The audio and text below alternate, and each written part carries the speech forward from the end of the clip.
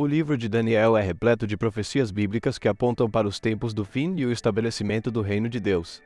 Ele também traz uma das contribuições mais distintas à revelação de Deus, muitas vezes sendo classificado como literatura apocalíptica.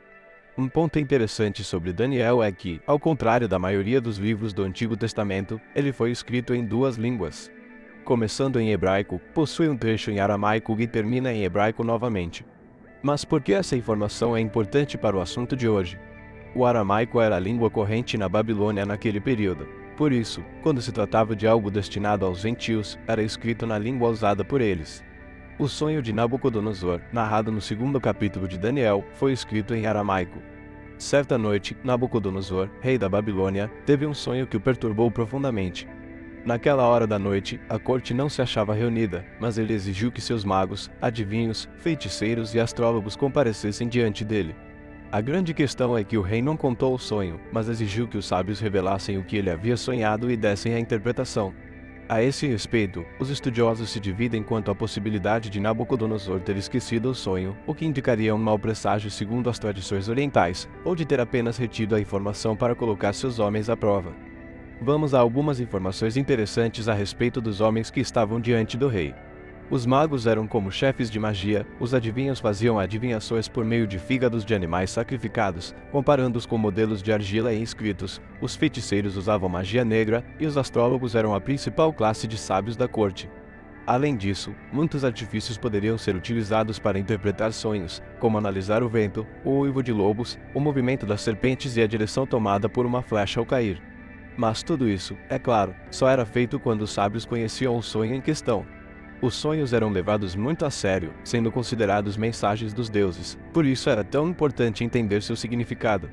Os intérpretes convocados por Nabucodonosor não puderam atender ao pedido do rei, que, furioso, ordenou que todos os sábios da Babilônia fossem mortos, o que incluiria Daniel e seus amigos. Bom, a essa altura já conhecemos a coragem de Daniel. Ele pediu um prazo para que pudesse orar ao seu Deus e, naquela noite, as coisas que estavam ocultas aos sábios da Babilônia foram reveladas a Daniel. O jovem judeu teve uma visão acerca do sonho de Nabucodonosor. Mas que sonho era esse, afinal? Nabucodonosor havia sonhado com uma grande estátua de aparência terrível.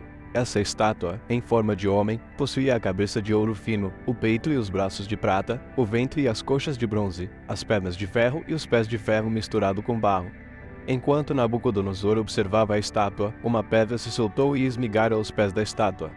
Logo, tudo foi despedaçado, virou pó e foi levado pelo vento, sem deixar vestígios. A pedra se tornou uma montanha e cobriu toda a terra. Cada parte da estátua representava um reino e cada reino apontava para um período específico da história. A cabeça de ouro representava o próprio Império Babilônico, a única parte a ser interpretada bem objetivamente. O ouro foi muito sugestivo para representar a Babilônia, já que era conhecida por sua tentação, luxúria e riquezas. O restante do sonho foi interpretado de maneira mais generalizada, sem identificação de nomes. Há, no entanto, uma interpretação bem popular acerca do restante do sonho. O peito e os braços de prata representavam o Império Medo-Persa, que uniram forças para conquistar a Babilônia em 539 a.C., assim como a prata é inferior ao ouro. Esse reino era inferior em riqueza e ostentação, mas grande no domínio mundial e extensão territorial. Em terceiro lugar, temos o ventre e as coxas de bronze. Essa parte da estátua representava o Império Grego, que, liderado por Alexandre o Grande, conquistou o Império Medo-Persa. Um detalhe importante a ser destacado é que os soldados gregos são conhecidos por vestirem armaduras, capacetes, escudos e machados feitos desse material, o bronze.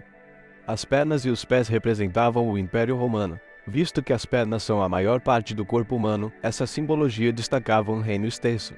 Daniel também destaca que seria um governo muito mais forte que todos os outros, sendo influente ao ponto de se estender das pernas até os pés da estátua, quando se misturava ao barro. A mistura de materiais aponta para o fim do Império Romano, quando todo o território governado por Roma se dividiria em uma mistura de nações fortes e fracas, povos desunidos, já que o ferro e o barro não se misturam.